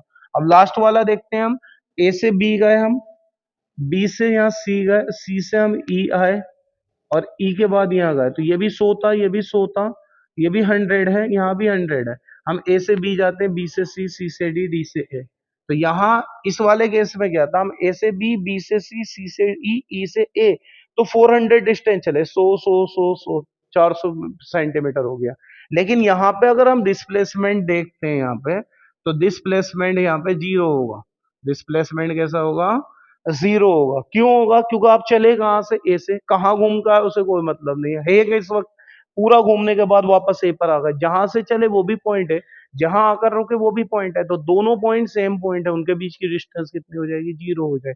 इस तरह के बहुत सारे क्वेश्चंस आते हैं कि मान लीजिए कोई एक स्टूडेंट है, कोई एक बच्चा एक बॉल को हवा में फेंकता ऊपर की तरफ, तो हवा में फेंकता ऊपर की तरफ मान लो, एक बच्चे ने बॉल को हवा में ऊपर की तरफ फेंका और 100 मीटर फेंका, या एच हाइट तक वो गई, इतने तक, एच हाइट तक, और वापस से आई और उसे उसने कैच कर लिया। मतलब जब बॉल को नीचे से ऊपर को फेंको आप और वापस से कैच कर लो। कैच करने के बाद में इस टाइम पे डिस्टेंस कितनी चले हम, अगर आपको बताया जाए तो डिस्टेंस कितनी होगी, डिस्टेंस होगी एच हाइट जाने में और एच वापस आने में, तो डिस्टेंस होगी 2h। एच तो जाने की हाइट डिस्टेंस और एच वापस आने की, लेकिन डिस्प्लेसमेंट की अगर हम बात करें तो डिस्प्लेसमेंट यहाँ पे क्या हो जाएगा, जीरो। जीरो क्यों होगा, क्योंकि जहां से फेंका बच्चे ने, किसी स्टूडेंट से या किसी बच्चे ने फेंकी बॉल और बॉल को फेंकने के बाद वापस कैच कर लिया, उसके हाथ में थी, हाथ में ही आ गई वापस, तो कोई भी उसमें डिस्प्लेसमेंट नहीं होगा, जहां से बॉल गई थी वहीं वापस आ जाती है। जैसे सर्कुलर पाथ पर, मान लो कोई सर्कुलर पाथ पर मूव कर रहा, पॉइंट ए से चलना शुरू किया उसने और ऐसे करके घूमते घूमते पॉइंट बी आया, यहाँ पॉइंट कहीं सी आया, यहाँ पॉइंट कहीं डी आया, और घूम करके वापस ए पर आया। आप सर्कुलर पाथ पर चल रहा हो तो वापस ए पर आ गए। तो अगर आप डिस्टेंस की बात करोगे तो डिस्टेंस कितनी होगी, तो डिस्टेंस तो पाथ की डिस्टेंस होगी जो कि कितनी होगी, 2 पाई आर होती सरकमफेरेंस के, लेकिन डिस्प्लेसमेंट यहाँ पे क्या आ जाएगा, डिस्प्लेसमेंट जो होगा ये पूरा सर्कल घूम करके आ गया, हम जीरो हो गया, जहां से चले वहीं आ गए। अब अगर हम ए से बी की बात करें तो डिस्टेंस क्या होगी, ये गोल वाली होगी, बट डिस्प्लेसमेंट ये सीधा वाला होगा। समझ में आ रहा ना, बिल्कुल शॉर्ट ऐसी है। तो ये वाली चीज क्या होगी, डिस्प्लेसमेंट, ये गोल वाली होगी डिस्टेंस। अगर ऐसे चलते हुए हम सी पर आ जाते हैं, कहाँ आ गए हम, पॉइंट सी पर, तो डिस्टेंस तो ये गोल वाली ही रहेगी, बट डिस्प्लेसमेंट ये आपका सीधा वाला डिस्प्लेसमेंट रहेगा। क्लियर है इतनी बात। तो डिस्टेंस और डिस्प्लेसमेंट दोनों बातें आपको समझ में आ रही हैं यहाँ पर, इसमें कोई प्रॉब्लम वाली बात नहीं है। चलो, अगर ये हो जाती है डिस्टेंस और डिस्प्लेसमेंट, तो अब अगले टॉपिक पर आते हैं। थोड़ा टाइम ज्यादा लग रहा है, वीडियो लेंथी हो जाएगी, लेकिन कोई प्रॉब्लम नहीं है, टॉपिक एक एक क्लियर हो जाएगा कि आखिर होता क्या है। तो डिस्टेंस समझ में आया, डिस्प्लेसमेंट हमें समझ में आया। पहली चीज मोशन रेस्ट क्लियर हो गया। स्केलर वेक्टर क्वांटिटी, स्केलर में सिर्फ मैग्नीट्यूड चाहिए होता, वो वेक्टर में। अब यहाँ पे डिस्टेंस जो होती है उसमें सिर्फ और सिर्फ काय से मतलब था, मैग्नीट्यूड से कितनी आप चले दूर डिस्टेंस मूव की, लेकिन किस डायरेक्शन में की, उस डायरेक्शन का उस पर कोई फर्क नहीं पड़ रहा था। तो डिस्टेंस स्केलर होगी, वेक्टर पे डायरेक्शन का इफेक्ट था, किस डायरेक्शन में मूव किए, तो उस पे वेक्टर, वो डिस्प्लेसमेंट जो होगा वो वेक्टर क्वांटिटी बनेगा। अब आगे आता है यूनिफॉर्म और नॉन यूनिफॉर्म मोशन। एक होती यूनिफॉर्म मोशन, यूनिफॉर्म मोशन, और एक क्या होती है आपकी, non uniform motion, non uniform motion. तो देखो समझो इसे uniform motion, non uniform. Uniform motion का मतलब है एक समान, हिंदी में बोलते हैं इसे एक समान गति। एक समान गति का मतलब है यूनिफॉर्म, बिल्कुल यूनिफॉर्मली एक सार स्पीड से चलना। यानी अगर कोई बॉडी बिल्कुल एक सार स्पीड से चले, जैसे बाइक चलाओ, एग्जैक्टली 60 किलोमीटर पर आवर की स्पीड से चलाओ, ना इससे एक भी किलोमीटर ज्यादा हो, ना इससे एक भी किलोमीटर कम हो, बिल्कुल एक सार एक सीट में बिल्कुल सीधी लाइन में आप बाइक को ट्रेवल करें सेम स्पीड पे, तो उस मोशन को बोलते हैं uniform motion. Non uniform motion, जिसमें कभी स्पीड बढ़ भी जाती, कभी स्पीड कम भी हो जाती, उसे नॉन यूनिफॉर्म मोशन बोलते हैं। ज्यादातर जितनी भी मोशन होती है, 90% से ज्यादा मोशन जो होती है वो नॉन यूनिफॉर्म ही होती है। नॉन यूनिफॉर्म, कोई भी बाइक चलाएगा ऐसे नहीं चला सकता कि 60 के एग्जैक्ट मीटर पे 60 पे जाए, कभी स्पीड बढ़ती है, कभी स्पीड ट्रैफिक आता कम होती है। तो जब भी स्पीड कम या ज्यादा हो रही है या डायरेक्शन भी चेंज हो रही है, तो भी नॉन यूनिफॉर्म में आएगा। आप एक सारी स्पीड से चल लो, लेकिन आप टर्न कर दे, डायरेक्शन चेंज कर दे, तो वो यूनिफॉर्म में नहीं आता। डायरेक्शन चेंज करना भी नॉन यूनिफॉर्म मोशन में ही आता है। तो यूनिफॉर्म मोशंस क्या होती है, अगर कोई बॉडी एक साथ सेम स्पीड से लगातार चलती रहे, यानी अगर आप पहले 5 सेकंड में देखोगे, 5 सेकंड में देखोगे, उसके बाद में नेक्स्ट 5 सेकंड में देखोगे, नेक्स्ट 5 सेकंड में देखो आप, उसके बाद नेक्स्ट 5 सेकंड में देखो, यानी हर 5 सेकंड में, पहले 5 सेकंड में जितनी डिस्टेंस चले उतनी नेक्स्ट में, उतनी नेक्स्ट में, उतनी उससे अगले, उतनी उससे अगले। यानी पहले 1 मिनट में जितनी डिस्टेंस ट्रेवल करो, उससे अगले मिनट में भी सेम उतनी है, उससे अगले मिनट में भी। इसका मतलब आपकी स्पीड बिल्कुल सेम है, कॉन्स्टेंट है, यूनिफॉर्म स्पीड है, तो यूनिफॉर्म मोशंस कहलाएगी। नॉन यूनिफॉर्म मोशंस क्या होती है, नॉन यूनिफॉर्म मोशंस में ध्यान रखना, जहां पर स्पीड कम ज्यादा होती, नॉन यूनिफॉर्म। अगर एक सारी स्पीड से भी चलना है, लेकिन एक सारी स्पीड से चलते में आपने क्या किया, उसमें टर्न ले लिया आपने, डायरेक्शन चेंज कर ली, तो भी डायरेक्शन चेंज कर ली, भले से चाहे आपकी स्पीड में कोई चेंजिंग नहीं आई है, डायरेक्शन में चेंजिंग आ गई, तो डायरेक्शन में चेंजिंग आने के बाद में वो मोशन यूनिफॉर्म नहीं रहती, वो मोशन नॉन यूनिफॉर्म मोशन हो जाती है। समझ आ रहा नहीं आ रहा? तो यूनिफॉर्म मोशन एक सारी स्पीड से चलना, सेम डायरेक्शन में बिल्कुल स्ट्रेट चलना। नॉन यूनिफॉर्म मोशन, इसमें स्पीड भी चेंज कर सकते हो आप, डायरेक्शन भी चेंज कर सकते हो। मोस्ट ऑफ द मोशन, जितनी भी मोशंस होती है वो नॉन यूनिफॉर्म ही होती है, क्योंकि कहीं कहीं डायरेक्शन भी चेंज करनी पड़ती है और हमें थोड़ा बहुत टर्न लेना पड़ता है, किसी भी चीज की मोशन हो, और बिल्कुल उसकी स्पीड में भी चेंजिंग होती है, नॉन यूनिफॉर्म मोशन। क्लियर? इसके बाद आता है यूनिफॉर्म नॉन यूनिफॉर्म मोशंस के बाद अगला टॉपिक आता है हमारा, हाँ, जिस तरह से हमने पढ़ा था, क्या पढ़ा था बेटा, एक चीज पढ़ा था हमने, डिस्टेंस डिस्प्लेसमेंट, उसी तरह से एक होता स्पीड और एक क्या होता आपका वेलोसिटी। जैसे डिस्टेंस और डिस्प्लेसमेंट दोनों थी, तो डिस्टेंस ही एक तरह की, डिस्प्लेसमेंट भी एक तरह की डिस्टेंस ही थी, वो बात अलग थी, मिनिमम डिस्टेंस थी तो डिस्टेंस ही, दोनों एक जैसी सिमिलर क्वांटिटीज थी। ऐसे ही स्पीड और वेलोसिटी, ये भी दोनों सिमिलर क्वांटिटीज होती। अब इनमें फर्क क्या आता, देखो ध्यान से, कि स्पीड इज इक्वल टू होता है डिस्टेंस अपॉन टाइम, स्पीड क्या होता है, डिस्टेंस अपॉन टाइम, और वेलोसिटी क्या होता, वेलोसिटी इज इक्वल टू होता डिस्प्लेसमेंट अपॉन टाइम, क्या होता डिस्प्लेसमेंट अपॉन टाइम। तो जो फर्क डिस्टेंस डिस्प्लेसमेंट में था, वही फर्क स्पीड और वेलोसिटी में है। हमने बताया कोई भी बॉडी मूव करेगी तो डिस्टेंस अपॉन टाइम करेंगे, उसे स्पीड बोलेंगे, और डिस्प्लेसमेंट अपॉन टाइम जो करेंगे उसे वेलोसिटी बोलेंगे।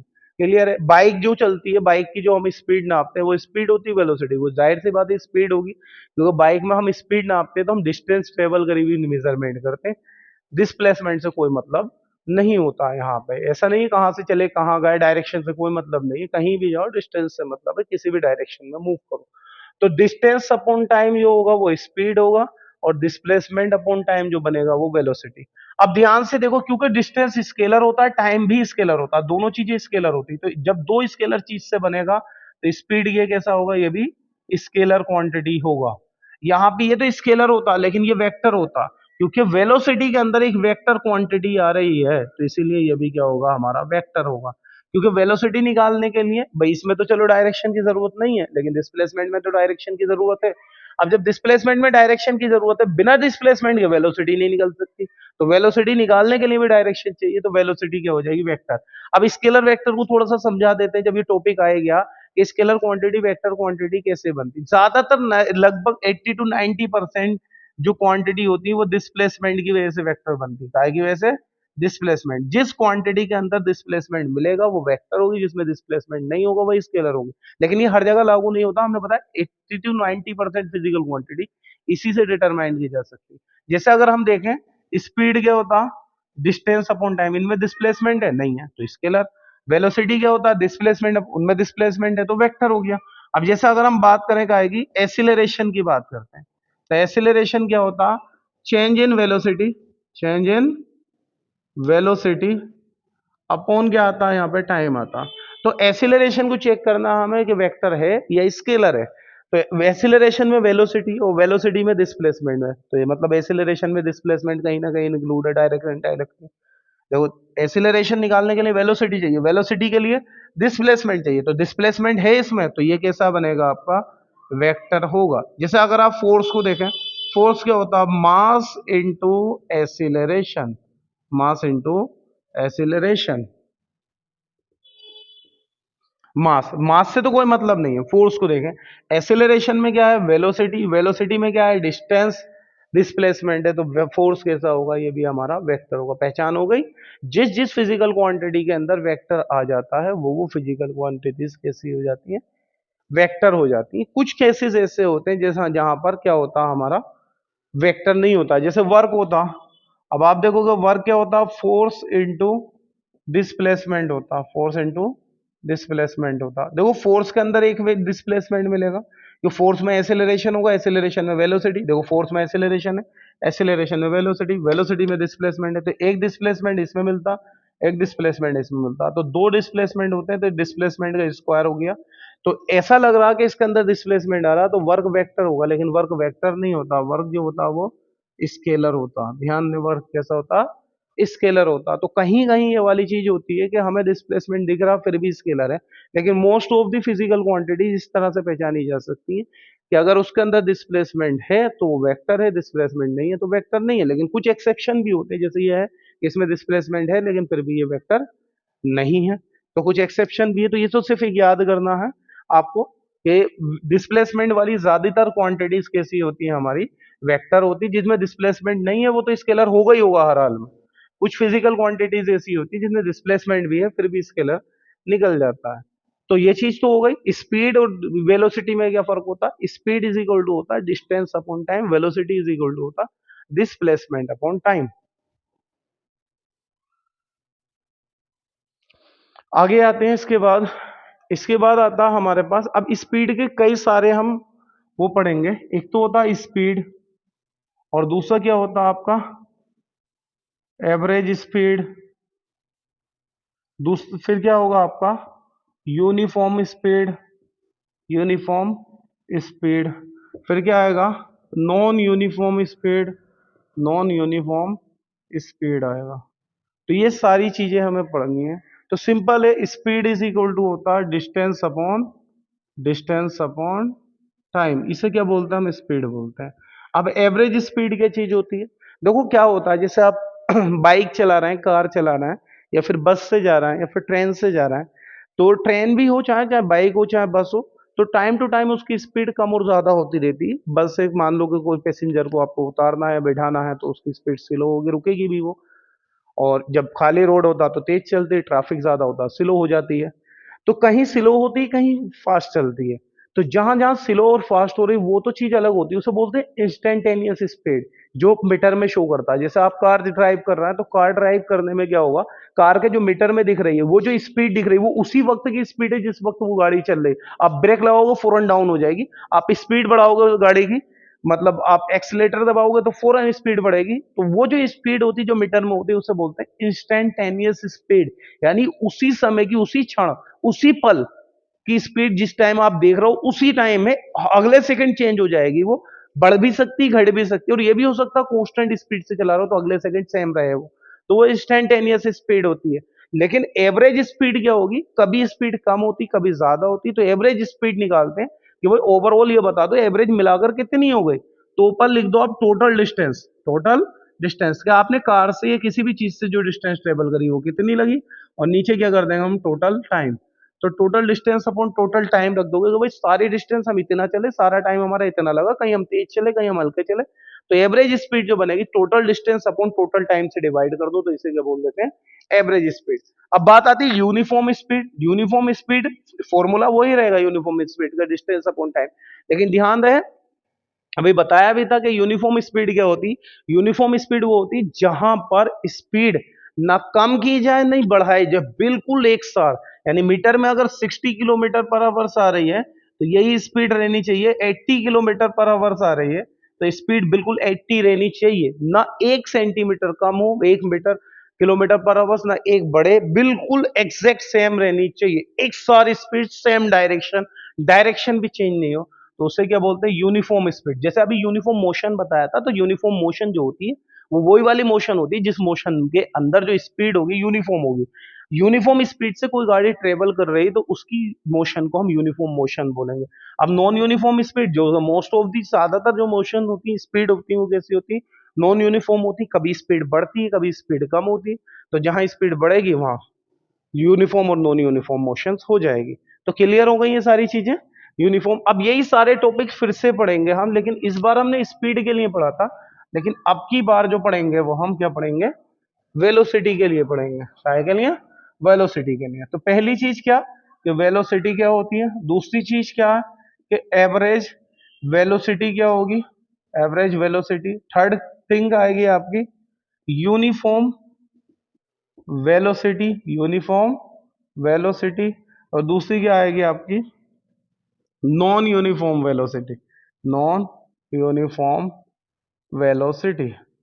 तो यूनिफॉर्म वेलोसिटी नॉन वेलोसिटी क्या चीज होती, वेलोसिटी का फॉर्मूला होता क्या होता, ऊपर होता डिस्प्लेसमेंट, वहां डिस्टेंस होता था, यहाँ डिस्प्लेसमेंट अपॉन टाइम होता।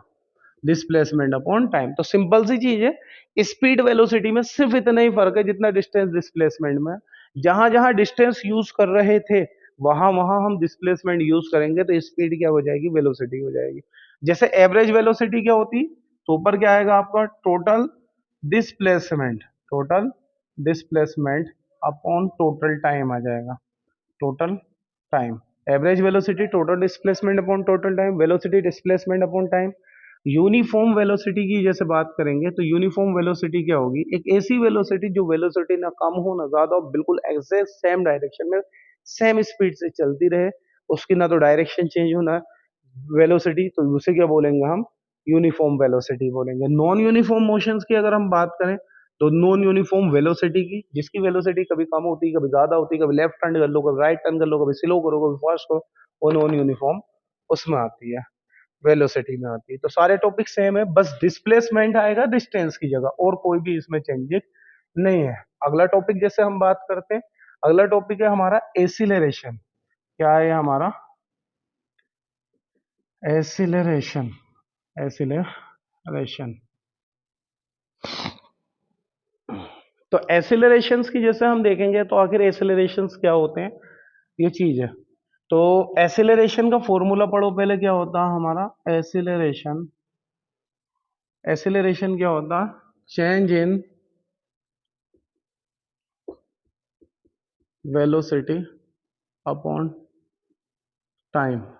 देखो सिंपल सी चीज आपको बताया जाए, एसिलरेशन क्या होता। जैसे आप बाइक या कार ड्राइव कर रहे हैं, बाइक ड्राइव कर रहा है, आपने रेस बढ़ाई तो आपने उसे एसिलरेटेड किया, यानी स्पीड का बढ़ाना, स्पीड का बढ़ना क्या कहलाता, एसिलरेशन कहलाता। मान लो कि आपके पास कितना था, 10 मीटर पर सेकंड की स्पीड थी, एक ही सेकंड में 10 से 15 मीटर पर सेकंड की स्पीड हो गई, 10 से कितनी हो गई, 15 हो गई। तो ये जो पांच बढ़ा, ये जो पांच बढ़ा, तो ये एसिलरेशन की ही वजह से बढ़ता है। एसिलरेशन जो होता है वो क्या होता है हमारा, ध्यान देना, एसिलरेशन जो होगा 10 मीटर पर सेकंड से 15 मीटर पर सेकंड हुआ तो एसिलरेशन होगा, यानी ये मोशन एसिलरेटेड मोशन कहलाती।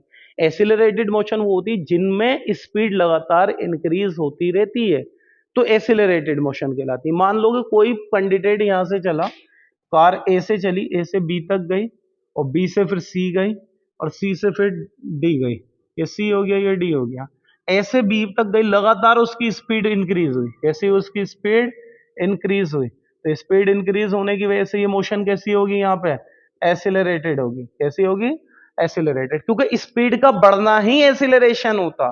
चेंज इन वेलोसिटी, जब वेलोसिटी में चेंज होगा वेलोसिटी इंक्रीज होगी, अब वेलोसिटी में कोई चेंज नहीं हो, 10 का 10 से change in velocity zero, acceleration zero, उनमें कोई एसिलरेशन नहीं है। अब यहां से यहां, यहां मान लो कि यहां था आपका 10 मीटर पर सेकेंड था, और स्टार्ट हुई थी गाड़ी यहां से 10 मीटर पर सेकेंड से, यहाँ 60, 10 किलोमीटर पर हावर्स कर लो, या 60 किलोमीटर पर हावर्स कर लो। अब यहाँ से यहाँ एक कांस्टेंट स्पीड से चले, कैसे चले, कांस्टेंट से, यहाँ तक भी 60 किलोमीटर पर आवर से रहे, तो ये कैसी होगी, ये नॉन एसिलरेटेड मोशन होगी, क्योंकि यहाँ पे कोई भी एसिलरेशन नहीं है। 60 यहाँ था, 60 यहाँ, या बिल्कुल एक्स आर स्पीड से चले, जब आप एक्स आर स्पीड से चले तो मोशन में कोई भी एसिलरेशन नहीं था, क्योंकि वेलोसिटी में कोई changing, change in velocity zero, zero upon time, तो जीरो अपॉन कुछ भी हो जीरो ही रहता, तो एसिलरेशन जीरो, यानी इससे बी से सी में कोई भी एसिलरेशन काम नहीं कर रहा था। क्लियर है। अब इसके बाद में थोड़ी स्पीड स्लो की, और आगे ले जाकर के हमने 30 किलोमीटर पर आवर कर ली, स्पीड हमारी कम हो रही है, तो यहाँ पे एसिलरेशन काम कर रहा है। ये चीज और सीखने की, यहाँ जो एसिलरेशन काम कर रहा है उस एसिलरेशन को क्या बोलेंगे, ये एसिलरेशन होता है निगेटिव एसिलरेशन। कैसा होता है ये, निगेटिव एसिलरेशन। और निगेटिव एसिलरेशन को रिटार्डेशन भी बोलते हैं, क्या बोलते हैं, रिटार्डेशन। निगेटिव एसिलरेशन को का दूसरा नाम होता है रिटार्डेशन।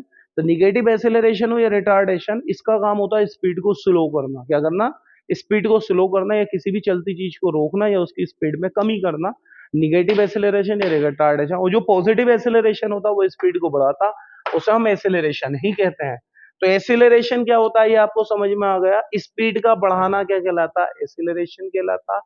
स्पीड को जो, अगर स्पीड इंक्रीज हो रही है तो उसमें एसिलरेशन लग रहा, स्पीड सेम है, कांस्टेंट स्पीड, वेलोसिटी में कोई भी चेंजिंग नहीं है, तो फिर उसका एसिलरेशन जीरो होगा, उसे नॉन एसिलरेटेड मोशन बोलेंगे। इसके बाद अगर किसी बॉडी की या मानो सी से डी पर स्पीड उसकी कम हो रही है, वेलोसिटी कम हो रही है, अब लगातार जब उसकी वेलोसिटी डिक्रीज होगी तो वेलोसिटी डिक्रीज होने की वजह से उस पर एसेलरेशन निगेटिव में वर्क करता, और इसको रिटार्डेशन भी बोलते हैं, निगेटिव एसेलरेशन को। और ये वाली मोशन कैसी कहलाएगी? रिटार्डेड मोशन कहलाएगी। ये एसिलरेटेड मोशन होगी, ये कांस्टेंट मोशन होगी, यूनिफॉर्म मोशन बोल सकते हैं, कांस्टेंट मोशन बोल सकते हैं, ये रिटार्डेशन मोशन बोल सकते हैं, रिटार्डेड मोशन बोल सकते हैं, क्योंकि यहाँ स्पीड डिक्रीज हो रही है। तो सारे टॉपिक्स आई थिंक क्लियर हो रहे होंगे। क्लियर है? इसके बाद आता है, जैसे आपसे बोले जाए क्या, यूनिफॉर्म एसिलरेशन। यूनिफॉर्म एसिलरेशन, तो यूनिफॉर्म एसिलरेशन का मतलब है यानी किसी की स्पीड बढ़ रही है तो लगातार एक साथ बढ़ती जा रही है। मानो पहले उसकी 10 मीटर पर सेकंड थी, अगले सेकंड में 15 मीटर पर सेकंड हो गई, उससे अगले में 20 मीटर पर सेकंड हो गई, फिर 25 मीटर पर सेकंड हो गई, फिर 30 मीटर पर सेकंड हो गई। तो यहाँ भी 5 बढ़ी, यहाँ भी 5 बढ़ी, यहाँ भी 5 बढ़ी, यहाँ भी 5 बढ़ी, यानी वेलोसिटी इंक्रीज तो हो रही है लेकिन बिल्कुल एक सार इंक्रीज हो रही है, कम ज्यादा इंक्रीज नहीं है। ऐसा नहीं हुआ पहले 5 हुई, फिर 10 हुई, फिर 2 हुई, फिर 3 हुई, हर जगह 5 5 5 5 इंक्रीज हो रही है। तो ये वाली मोशंस कैसी कहला रही है? ये एसिलरेटेड तो है लेकिन एसिलरेशन भी इसमें कैसा है? यूनिफॉर्म एसिलरेशन है। और नॉन यूनिफॉर्म एसिलरेशन का मतलब क्या होता है? कभी तो बहुत तेजी से स्पीड बढ़ रही, कभी बढ़ तो रही है, दूसरी बार भी स्लो स्लो बढ़ रही, कभी तो मानो स्लो स्लो स्पीड बढ़ा रहे थे हम, कभी बहुत स्पीड से, बहुत तेजी से स्पीड से हमने बढ़ा दिया। तो ये क्या कहलाता है? हमारा रिटार्डेशन कहलाता है। चलो, तो क्लियर हो गया होगा आई थिंक। इसके बाद की बात करते हैं, एसिलरेशन हमारा यहाँ पे क्लियर हो गया। अब आता है हमारा सर्क्यूलर मोशन। कौन सा टॉपिक आया हमारा? Circular motion. Circular motion. Circular motion, आखिरकार सर्कुलर, अगर कोई बॉडी एक सर्कुलर पाथ पर मूव करती है, एक सर्कुलर पाथ पर मूव करती है तो इसकी मोशन कैसी कहलाती? सर्क्यूलर मोशन कहलाती। सिंपल सी चीज है, लेकिन अगर इसे भी डिटेल से पढ़ेंगे हम तो इसमें भी बहुत ज्यादा बारीकियां होती हैं।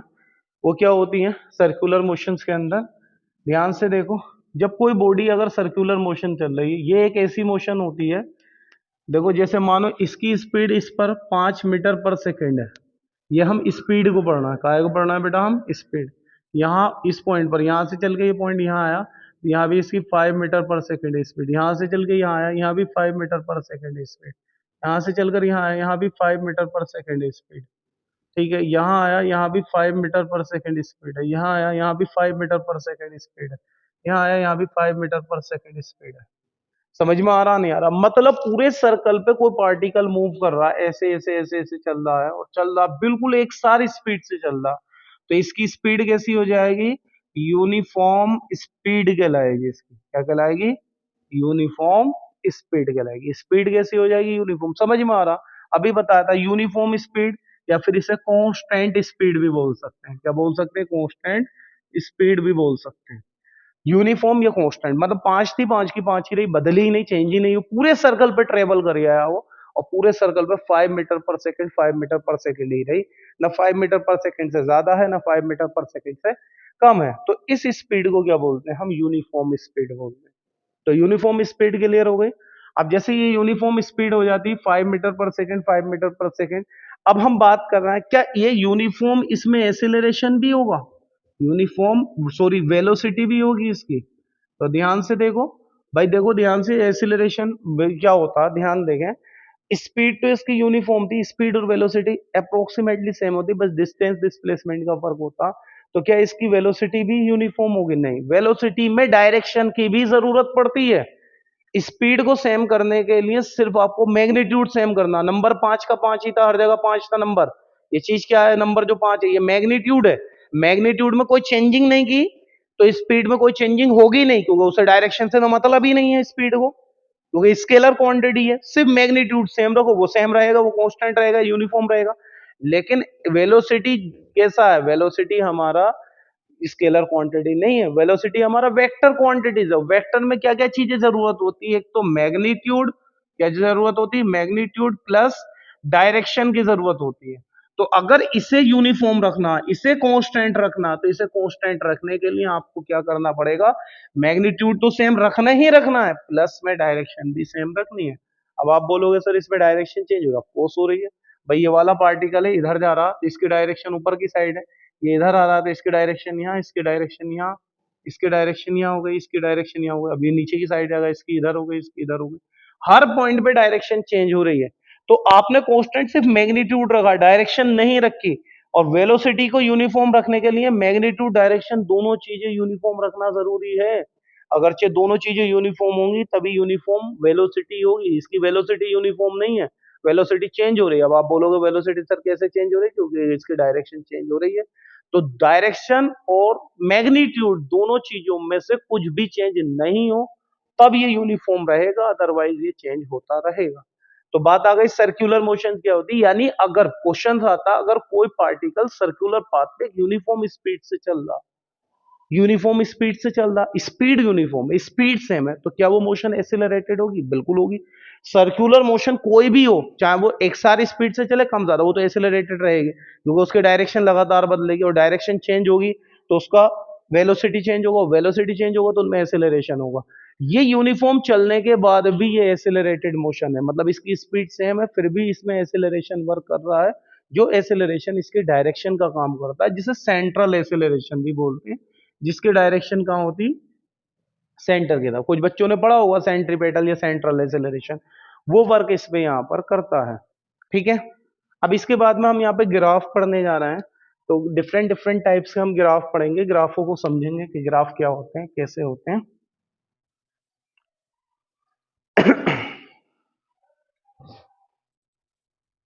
चलो सबसे पहले पढ़ेंगे हम डिस्टेंस टाइम ग्राफ। डिस्टेंस और टाइम के क्या ग्राफ होते हैं, तो समझो इसे डिस्टेंस टाइम ग्राफ क्या होंगे। इसके अंदर हम ग्राफ बनाएंगे जो डिस्टेंस और टाइम के बीच में, ग्राफ इससे बढ़िया कोई मेथड नहीं है जो हम आपको पढ़ाने जा रहे हैं। किसी भी तरह का ग्राफ आ जाए, इस पूरे चैप्टर में ग्राफिकल क्वेश्चन बहुत होते हैं, ग्राफ बना करके देते हैं, ग्राफ देख करके हमें ये बताना होता कि स्पीड कैसी है, मोशन कैसी है, कैसी नहीं है, सारी चीजें हैं। तो डिस्टेंस टाइम ग्राफ पढ़ेंगे, डिस्प्लेसमेंट टाइम ग्राफ पढ़ेंगे, स्पीड टाइम ग्राफ पढ़ेंगे, वेलोसिटी टाइम ग्राफ पढ़ेंगे, बहुत सारी चीजें यहाँ पर हमें पढ़नी है। एक्सेलरेशन ग्राफ पढ़ेंगे, कई तरह के ग्राफ है, टाइम लगेगा थोड़ा सा लेकिन एक एक टॉपिक बहुत अच्छे से क्लियर होगा। जैसे पहला हमने ये बनाया, यहाँ पे क्या लिया हमने टाइम, यहाँ क्या लिया हमने डिस्टेंस लिया। एक काम करते हैं, हम टाइम को टी से लिखते हैं, डिस्टेंस को डी से, बहुत टाइम लगेगा लिखने में, थोड़ा सा टाइम बच जाएगा। यहाँ टी हो गया है, डिस्टेंस डी हो गया, फिर यहाँ टी हो गया और यहाँ डिस्टेंस कितना हो गया, डी हो गया। एक और बना लो यहाँ पे, यहाँ टी हो गया और यहाँ डिस्टेंस क्या हो गया, डी हो गया। हमने 4 ग्राफ बनाए, जितने भी पॉसिबल ग्राफ हैं वो सारे के सारे यहाँ पर हम बना रहे हैं। क्लियर है। देखो एक ग्राफ तो ऐसे करके हो सकता, तो आपको ये तो पता है कि ये यहाँ पे टाइम कितना होगा, 0, यहाँ 1 सेकेंड, 2 सेकेंड, 3 सेकेंड, 4, 5, 6, यहाँ इधर को जैसे जैसे हम जाएंगे टाइम बढ़ेगा, ऊपर को जैसे जैसे हम जाएंगे वो क्या बढ़ेगा, आपका डिस्टेंस बढ़ेगा। समझ आ रहा नहीं आ रहा, ऊपर को जैसे जैसे जाएंगे तो क्या बढ़ेगा, डिस्टेंस बढ़ेगा। तो समझो जैसे जीरो टाइम की अगर हम बात करें, जीरो टाइम पे कितनी डिस्टेंस है, इतनी डिस्टेंस है इसकी। 1 सेकंड के बाद गए हम इस ग्राफ पे तो भी डिस्टेंस सेम है, 2 सेकंड के बाद गए तो भी डिस्टेंस सेम है, 3 सेकंड के बाद गए तो भी डिस्टेंस सेम है, 4 सेकंड के बाद ग्राफ पे गए तो भी डिस्टेंस सेम है, 5 सेकंड के बाद गए तो भी डिस्टेंस सेम है, 6 सेकंड के बाद गए तो भी डिस्टेंस सेम है। तो समझ में आ रहा नहीं, तो क्या पता चला हमें, इस पॉइंट पे भी सेम डिस्टेंस है, इस पॉइंट पे भी सेम डिस्टेंस है, ग्राफ पे टकराओ और इधर को आ जाओ, इस पे भी सेम है। तो इसका मतलब आप दो जो 0 सेकंड पे डिस्टेंस है वही 1 सेकंड के बाद भी उतनी दूरी पे है वो चीज, 2 सेकंड के बाद भी उतनी डिस्टेंस पर है, 3 सेकंड के बाद भी उतनी ही डिस्टेंस पर है, 5 सेकंड के बाद भी, तो क्या पता चल रहा, वो चल ही नहीं रहा, कॉन्स्टेंट है। तो ये कैसा आपका, वो चल ही नहीं रहा, चल नहीं रहा तो रेस्ट मोशन, रेस्ट पोजिशन। तो ये वाला क्या चीज बता रहा, ये बता रहा body is in rest, body गायब में, रेस्ट में। भाई आप यहाँ ऑब्जर्वर हो, यहाँ कोई पत्थर रखा, 1 सेकंड के बाद भी सेम है, 2 सेकंड के बाद भी, 3 सेकंड के बाद भी, तो इसका मतलब वो रेस्ट पोजिशन में है। देखो 0 सेकंड पे भी सेम था, 1 पे भी सेम था, तो ये जो ग्राफ बना हमारा, कौन सा वाला, ये ऐसे करके स्ट्रेट लाइन, तो ये बनी हमारी। देखो अगर हम देखें इस पॉइंट पे देखो तो भी डिस्टेंस सेम है, इस पे देखें, इस पे देखें, ऐसे करके डिस्टेंस देखेंगे तो डिस्टेंस तो इतनी ही रही, तो इसका मतलब ये बॉडी रेस्ट पोजीशन में है। अब ये वाली चीज को अगर हम देखें, एक ग्राफ ये देख रहा है, तो ये वाली चीज जीरो टाइम पे, ये जीरो है, जीरो टाइम पे डिस्टेंस जीरो, थोड़ा सा हमने टाइम बढ़ाया तो डिस्टेंस हमारी देखो इंक्रीज हो गई, और टाइम बढ़ाएंगे इतने टाइम पे देखेंगे यहाँ पे तो डिस्टेंस इंक्रीज हो गई, और टाइम बढ़ाएंगे इतने टाइम पे देखें तो डिस्टेंस और इंक्रीज हो गई, और टाइम पे बढ़ाएंगे तो डिस्टेंस और इसका मतलब वो चल रहा है, मूव कर रहा, समझ में आ रहा नहीं, मूव कर रहा है, चल रहा है और हमसे दूर जाता जा रहा, जैसे जैसे टाइम बढ़ रहा है ऐसे ऐसे दूर जा रहा, तो ये दूर जा रहा तो ये मोशन तो कर रहा, लेकिन अगर ये लाइन सीधी है तो इसे लिखेंगे हम यूनिफॉर्म मोशन। क्या लिखेंगे इसे? Uniform motion. अगर ये लाइन बिल्कुल स्ट्रेट है तो कैसा बनेगा? ये यूनिफॉर्म मोशन। और लाइन ऐसे करके है तो ये नॉन यूनिफॉर्म मोशन। देखो टाइम के हिसाब से बढ़ रहा है, देखो जीरो टाइम पे जीरो था, उसके बाद में फिर जीरो था, उसके बाद में फिर डिस्टेंस बढ़ी, फिर डिस्टेंस बढ़ी, फिर आए, फिर डिस्टेंस इंक्रीज हुई, फिर इस टाइम पे आके देखा तो फिर और डिस्टेंस बढ़ी, थोड़ा सा टाइम और बढ़ाया तो और डिस्टेंस बढ़ी। तो ये मोशन तो कर रहा, लेकिन इसे क्या बोलेंगे हम? नॉन यूनिफॉर्म मोशन बोलेंगे। क्या बोलेंगे? Non uniform motion. मतलब अगर लाइन बिल्कुल स्केल से खिंची हुई है, सीधी है, तो यूनिफॉर्म होगा, और ऐसी वाली होगी नॉन यूनिफॉर्म होगा। अगर इस तरह से भी हो, ध्यान से देखो, ऐसे ढाल हो तो भी नॉन यूनिफॉर्म है, ऐसे हो तो भी नॉन यूनिफॉर्म मोशन है। समझ में आ रहा नहीं? अगर एक कर्व बन रहा है तो वो मोशन नॉन यूनिफॉर्म रहेगी। समझ में आ रहा नहीं आ रहा? अब जैसे हम ये वाली चीज बनाए, ये ग्राफ बनाए, ये वाला बन गया ग्राफ, तो इस ग्राफ में हम देखेंगे भाई जीरो टाइम पर डिस्टेंस जीरो, एक सेकंड के बाद देखा डिस्टेंस जीरो, थोड़ा और टाइम बढ़ाया डिस्टेंस जीरो, फिर इसके बाद हमने टाइम बढ़ाया, फिर डिस्टेंस बढ़ी, देखो जैसे हमने और टाइम पे देखा, ग्राफ देखा तो अब इतनी डिस्टेंस आ गई इसकी, थोड़ा सा और टाइम बढ़ाया तो हमने देखा इतना, तो यहां से यहां तक तो वो कांस्टेंट रहा, वो चल नहीं रहा था, तो इतने पार्ट में कैसा था? रेस्ट में था। कैसा था? रेस्ट में। और यहां से आगे जो गया वो यूनिफॉर्म मोशन में गया। अब आपको यूनिफॉर्म मोशन कैसे समझ में आया? यूनिफॉर्म का मतलब स्ट्रेट लाइन होगी तो यूनिफॉर्म मोशन होगा, अदरवाइज यूनिफॉर्म मोशन नहीं होगा। तो सारे ग्राफ समझ में आ गए। ये काहे कहते हैं? डिस्टेंस और टाइम ग्राफ कहते हैं। अगर सर्क्यूलर है, सर्कल बन रहा तो यूनिफॉर्म नहीं होगा, सर्कल नहीं बन रहा तो वो फिर वो यूनिफॉर्म होगा। तो ये डिस्टेंस टाइम ग्राफ है। इसके बाद आता है हमारा क्या? Displacement, displacement time graph. तो डिस्प्लेसमेंट और टाइम के क्या ग्राफ होंगे? ये डिस्टेंस सेम बनाते हैं हम, ये वाली चीज होगी यूनिफॉर्म मोशन है, या फिर इसे यूनिफॉर्म स्पीड भी बोल सकते हैं, यूनिफॉर्म स्पीड बोल सकते हैं। अब आप बोलोगे सर स्पीड क्यों? क्योंकि डिस्टेंस अपॉन टाइम जो होता है वो स्पीड को शो करता है। ये नॉन यूनिफॉर्म स्पीड भी बोल सकते हो, क्योंकि डिस्टेंस अपॉन टाइम का को शो करता, स्पीड को शो कर सकता है। यहाँ यूनिफॉर्म इसे स्पीड भी कहा जा सकता है कि यहाँ से यहाँ तक कांस्टेंट है, उसके बाद यूनिफॉर्म स्पीड थी, कांस्टेंट स्पीड थी। अब हम डिस्प्लेसमेंट बनाएंगे, तो ये डिस्प्लेसमेंट है, डी फॉर टाइम है, ग्राफ बिल्कुल सेम होगा। यहाँ पर क्या था? ये बॉडी रेस्ट में थी, ये भी बॉडी रेस्ट में, क्यों है रेस्ट में? वही चीज देखो, जीरो टाइम पे भी सेम डिस्टेंस है, थोड़ा टाइम बढ़ाओ तो डिस्टेंस सेम, और टाइम बढ़ाओ तो डिस्टेंस सेम, डिस्टेंस यानी पूरे ग्राफ पर डिस्टेंस बिल्कुल चेंज नहीं हो रही, डिस्टेंस कांस्टेंट है ये जो है। तो इसमें कोई कैसा होगा? ये रेस्ट में कहलाएगी। दूसरे वाले की अगर हम बात करते हैं, ये वाले की, ये डिस्टेंस है, ये हमारा टाइम है टी, ये टाइम है टी, तो टाइम टी है, तो ये देखो समय के साथ बढ़ रहा, तो ये यूनिफॉर्म यहाँ पे स्पीड थी, यहाँ पे यूनिफॉर्म क्या आएगा? यहाँ पे यूनिफॉर्म आएगा वेलोसिटी। क्या आएगा? वेलोसिटी। अब आप बोलोगे वेलोसिटी क्यों? क्योंकि यहाँ पे डी डिस्टेंस नहीं है, यहाँ पे डिस्प्लेसमेंट है। क्या है ये? डी डिस्प्लेसमेंट है, डिस्प्लेसमेंट है। तो डिस्प्लेसमेंट अपॉन टाइम जो होता है वो वेलोसिटी होता है। डिस्टेंस टाइम ग्राफ स्पीड को शो करते हैं, डिस्प्लेसमेंट टाइम ग्राफ का को शो करते हैं वेलोसिटी को। जैसे ये वाला ग्राफ है, ये वाला अभी जो बनाया था, ये टी है, ये डिस्प्लेसमेंट है, डिस्प्लेसमेंट है। तो डिस्प्लेसमेंट अपॉन टाइम क्या होगा? ऐसी वेलोसिटी होता तो ये क्या हो जाएगा आपका? Non uniform, uniform velocity, velocity. और यहां से यहां अगर हम बात करें, ऐसे चलाएं, तो यहां से यहां तक तो ये रेस्ट में था इतना तो, और इसके बाद ये वाला क्या आएगा आपका? ये यूनिफॉर्म, यूनिफॉर्म वेलोसिटी था, वेलोसिटी था। समझ में आ गया होगा? सारे ग्राफ समझ में आ रहे होंगे, नॉन यूनिफॉर्म वेलोसिटी वगैरह। चलो,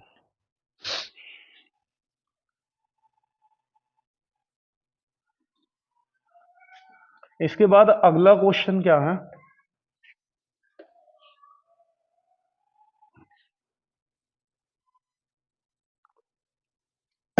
अगला टॉपिक है हमारा स्पीड टाइम ग्राफ बनाएंगे। कौन सा बनाएंगे हम? Speed time graph. जैसे डिस्टेंस टाइम ग्राफ बनाए थे, स्पीड टाइम ग्राफ, तो ये तो स्पीड है, ये टाइम है। ये दूसरा बना, ये भी स्पीड है और यहाँ कितना टाइम है। तीसरा बना, ये टाइम है और ये कितना हो गया? स्पीड। तो फोर्थ बना, ये टाइम है, ये कितना हो गया? स्पीड। पहली चीज ये वाली चीज चलते हैं। तो देखो ध्यान से, जीरो टाइम पे जितनी स्पीड थी, थोड़ा टाइम बढ़ाओ, स्पीड सेम। जैसे थोड़ा सा टाइम बढ़ा है, इधर देखो स्पीड वही आई। थोड़ा और टाइम बढ़ाओ, स्पीड फिर सेम आई, फिर स्पीड सेम आई। इसी पॉइंट पर आ रहा ना स्पीड। तो हमें क्या पता चला? इसकी स्पीड सेम है, स्पीड चेंज नहीं है। तो इसे एक तो यूनिफॉर्म स्पीड लिख सकते हैं, यूनिफॉर्म स्पीड, क्योंकि स्पीड में कोई चेंजिंग नहीं हो रहा है। या इसे नॉन एसिलरेटेड मोशन बोल सकते हैं, नॉन एसिलरेटेड मोशन बोल सकते हैं, इनमें एसिलरेशन नहीं है। या इसके लिए ये बोल सकते हैं हम, एसिलरेशन इसका कितना हो गया आपका? जीरो हो गया, क्योंकि स्पीड में कोई चेंजिंग ही नहीं हो रही, सेम स्पीड से एसिलरेशन जीरो। अब ये वाले की बात करते हैं हम, तो इसे क्या बोलेंगे? बस जीरो टाइम पे जीरो था, थोड़ी सी डिस्टेंस बढ़ाएंगे तो टाइम स्पीड भी बढ़ेगी, टाइम और इंक्रीज करेंगे और स्पीड, टाइम के साथ स्पीड इंक्रीज हो रही है। तो ये कैसा होगा? ये आपका एसिलरेटेड मोशन होगा। कैसा होगा? एसिलरेटेड मोशन होगा। ठीक है। अगर इस लाइन सीधी है तो यूनिफॉर्म एसिलरेटेड हो जाएगा। क्या हो जाएगा? Uniform accelerated motion. अब देखो ये वाली चीज ऐसे बनाओ, चाहे आप ऐसे भी बना सकते हो, कर्व है, कैसे ही कर्व हो। तो ये कर्व है, तो ये एसिलरेशन तो हो रहा, लेकिन ये non uniform acceleration, non uniform क्या हो रहा है आपका? एसिलरेशन हो रहा, नॉन यूनिफॉर्म एसिलरेशन। इसी तरह से जैसे ये यहाँ से यहाँ तक है, तो ये वाले पार्ट में टाइम बढ़ा रहा है लेकिन स्पीड सेम है, तो इसका मतलब क्या है आपका? स्पीड सेम है टाइम के साथ में। या ऐसे करके देख लो आप, पहले ऐसे आया फिर ऐसे गया, तो यहाँ से यहाँ तक तो ये आपका यूनिफॉर्म स्पीड से चला। कैसे चला? यूनिफॉर्म स्पीड से चला। इससे बाद में ये क्या हो गया आपका? एसिलरेटेड मोशन हो गया, एसिलरेटेड मोशन हो गया। अब अगर ये लाइन बिल्कुल स्ट्रेट है, स्केल से खींची हुई, तो यूनिफॉर्म एसिलरेटेड होगा, और कर्व बना दिया तो ये नॉन यूनिफॉर्म एसिलरेटेड होगा। ये तो स्पीड हो गया। इसी तरह से इसकी जगह अगर आप वेलोसिटी लेते हो, क्या लेगा आप? वेलोसिटी। तो यहाँ पे v आएगा, वेलोसिटी के लिए यहाँ v आएगा, यहाँ v आएगा। सेम है एक्चुअल में, यूं इसलिए बनाना है। तो यहाँ पे यूनिफॉर्म स्पीड की जगह बस क्या होगा? यहाँ पे यूनिफॉर्म वेलोसिटी होगा। एसिलरेशन इसमें होगा नहीं, क्योंकि वेलोसिटी कांस्टेंट है, जीरो होगा। बाकी सारी चीजें सेम होंगी। यहाँ यूनिफॉर्म स्पीड की जगह क्या आ जाएगा? बस वेलोसिटी आ जाएगा।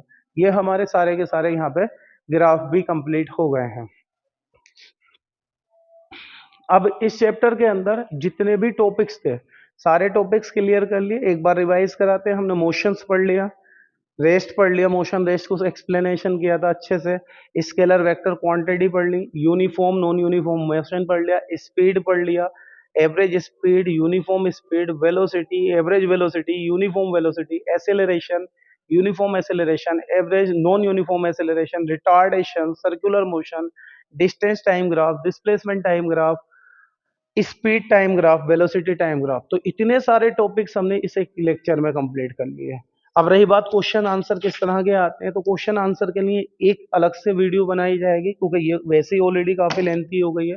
लेकिन अब आप ये वाली वीडियो देखने के बाद खुद से भी क्वेश्चन करोगे अपने आप, तो एक एक क्वेश्चन आपको समझ में आएगा। एक चीज और ध्यान रखना है इसके अंदर, जाते जाते यहाँ पे इक्वेशन ऑफ मोशंस भी लगती हैं। क्या लगेंगी? Equation of motion. Equation of motion, equation of motion कितनी होती है? तीन होती है। एक होती है v is equal to u plus के ए टी होता है, एक होता है s is equal to u t plus one upon two a t square होता है, एक होता है v square is equal to u square plus का टू ए एस होता है। ये होता। अब इसके अंदर क्या होगा आपका? वेयर, या इन्हें इंट्रोड्यूस कराएंगे। भाई u क्या चीज है? u है आपकी इनिशियल वेलोसिटी, इनिशियल वेलोसिटी यानी जो वेलोसिटी से शुरू करते हैं। v क्या हमारी? Final velocity, final velocity. S क्या है यहाँ पे? एस यहाँ पे डिस्टेंस का काम करेगा, या फिर इसे डिस्प्लेसमेंट का काम कर बोल सकते हैं, डिस्टेंस या डिस्प्लेसमेंट जिसका भी जिक्र होगा। ए क्या है यहाँ पे? ए यहाँ पे एसिलरेशन है, एसिलरेशन है, और टी जो है यहाँ पे वो टाइम है। ये सारी चीजें यहाँ पर हो जाती हैं। तो ये तीन मोशन है, ये फर्स्ट मोशन कहलाती है, first equation of motion. Third, second equation of motion, third equation of motion. ये और चाहिएगा, ये पूरा फुल्ली चैप्टर का एक्सप्लेनेशन हो गया। अब स्टूडेंट्स खुद अपने आप भी सोल्व करेंगे, सारे ग्राफ बता सकते हैं, सारे क्वेश्चंस किए जा सकते हैं। अब इसके अंदर कोई भी प्रॉब्लम आने वाली नहीं है। एक अगली वीडियो बनाएंगे जिस वीडियो के अंदर हम सारा एक्सप्लेनेशन कर देंगे। Okay, thank you and have a nice day.